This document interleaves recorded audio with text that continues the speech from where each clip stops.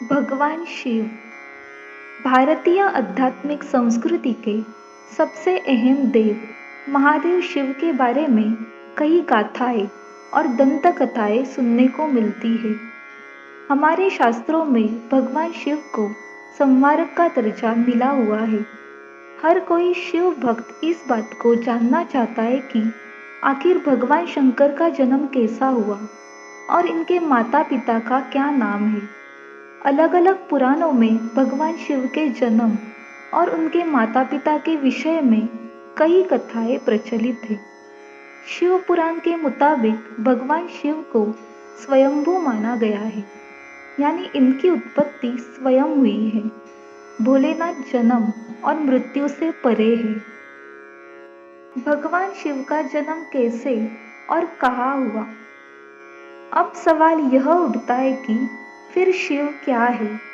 वे किसी न किसी रूप में जन्मे या प्रकट हुए, तभी तो उन्होंने विवाह किया, तभी तो उन्होंने कई असुरों को वरदान दिया और कई असुरों का वध भी किया। दरअसल जब हम शिव कहते हैं तो वह निराकार ईश्वर की बात होती है, और जब हम सदाशिव कहते हैं तो ईश्वर महान आत्मा की बात होती है, और जब हम शंकर या महेश कहते हैं तो वह सती या पार्वती के पति महादेव की बात होती है। अक्सर भगवान शंकर को शिव भी कहा जाता है। शिव पुराण के अनुसार भगवान सदाशिव और पराशक्ति अंबिका से ही भगवान शंकर की उत्पत्ति मानी गई है। उस अंबिका को प्रकृति, सर्वेश्वरी, त्रिदेव जननी, ब्रह्मा, विष्णु और महेश की माता, नित्या और मूल कारण भी कहते हैं। सदाशिव द्वारा प्रकट की गई उस शक्ति की 8 भुजाएं हैं। पराशक्ति जगत जननी, वह देवी नाना प्रकार की गतियों से संपन्न है और अनेक प्रकार के अस्त्र शक्ति धारण करती है। वह शक्ति की देवी कालरूप सदाशिव की अर्धांगिनी दुर्गा है। भगवान शिव का जन्म कहाँ हुआ था? उस कालरूपी ब्रह्म सदाशिव ने एक ही समय शक्ति के साथ शिवलोक नामक क्षेत्र का निर्माण किया था। उस उत्तम क्षेत्र को काशी कहते हैं। वह मोक्ष का स्थान है। यहाँ शक्ति और शिव अर्थात कालरूपी ब्रह्म सदाशिव और दुर्गा यहाँ पति और पत्नी के रूप में निवास करते हैं। यहीं पर जगत जननी ने शंकर को जन्म दिया। इस मनोरम स्थान काशीपुरी को प्रलय काल में भी शिव और शिवा ने अपने सानिध्य से कभी मुक्त नहीं किया था। एक अन्य पुराण के अनुसार एक बार ऋषि मुनियों में जिज्ञासा जागी कि आखिर भगवान शंकर के पिता कौन है। यह सवाल उन्होंने शंकर जी से पूछ लिया कि महादेव, आप सबके जन्मदाता हैं, लेकिन आपका जन्मदाता कौन है? आपके माता पिता का क्या नाम है? इस प्रश्न का उत्तर देते हुए भगवान शिव ने कहा, हे मुनिवर, मेरे जन्मदाता भगवान ब्रह्मा है।